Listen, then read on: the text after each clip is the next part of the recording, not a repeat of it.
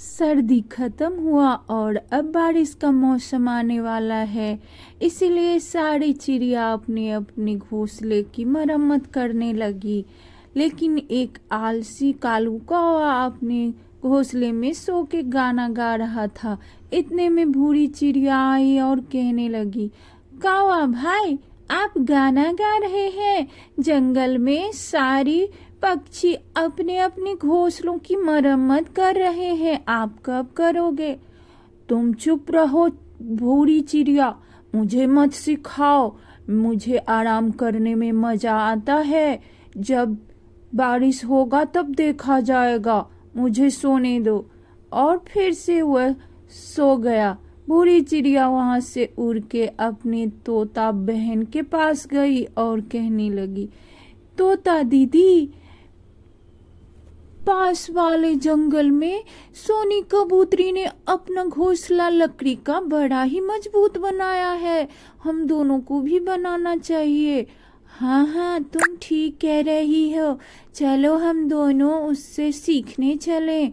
और वह दोनों उड़ते हुए सोनी कबूतरी के पास आ गया और कहने लगी, सोनी कबूतरी दीदी, क्या आप मुझे लकड़ी का घोंसला बनाना सिखाएंगे?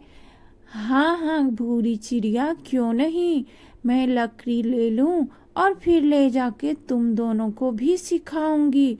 और सब अपने अपने काम के लिए सोनी चिड़िया के घर पे आ गई। सोनी कबूतरी कैसे कैसे घर बना रही थी वह उसे दिखाने लगी। तभी भूरी चिड़िया ने कहा, कबूतरी दीदी, पर पानी ना टपके इसके लिए क्या उपाय करोगी आप छत में? अरे, मैं छत में केले का पत्ता लगाऊंगी, इससे पानी नहीं आएगा। चलो हम जा रहे हैं केले के पत्ते लेने, तुम दोनों भी साथ में चलो। और वह तीनों मिलकर केले के पत्ते काटे और ढेर सारा केला का पत्ता इकट्ठा कर लिया। भूरी चिड़िया ने कहा, सोनी चिड़िया दीदी, क्या हम दोनों भी केले के पत्ते ले लें? हाँ हाँ, ले लो तुम दोनों भी केले के पत्ते और अपने अपने घर में लगाना। भूरी चिड़िया और उसकी कबूतरी दीदी आ गई और दोनों यहाँ आकर अपने लिए घर तैयार करने लगे। भूरी चिड़िया ने कहा, तोता दीदी, हम एक बार फिर से कालू कौवा को पूछ लेते हैं, क्या वो घर बनाएगा? और फिर से वह कालू के पास आ गई।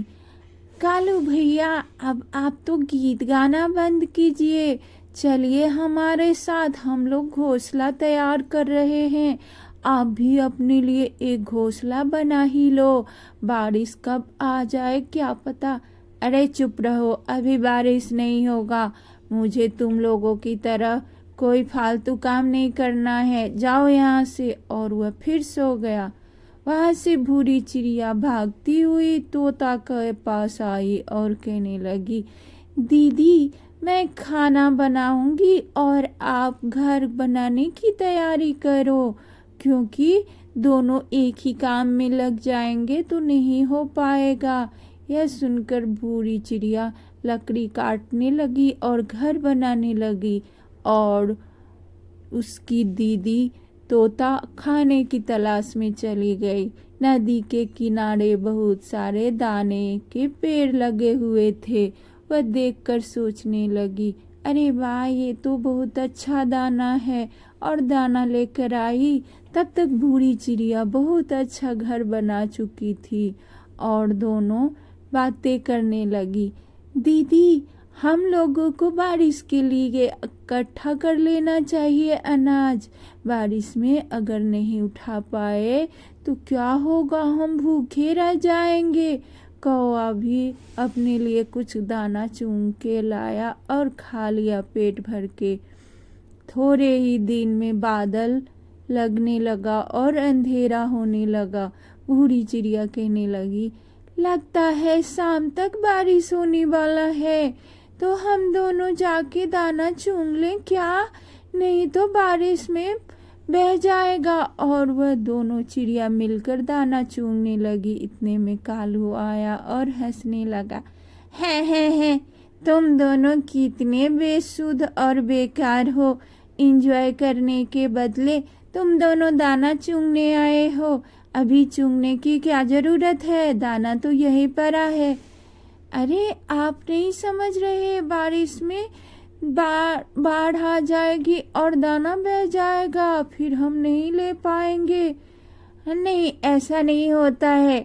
तुम दोनों को ऐसे ही लगता है कि कभी भी बारिश होगा, लेकिन बारिश होने लगती है। और वह दोनों चिड़िया अपने घर में बहुत ही आराम से खाना भी खा रही थी और बारिश की मजा भी ले रही थी और बातें कर रही थी।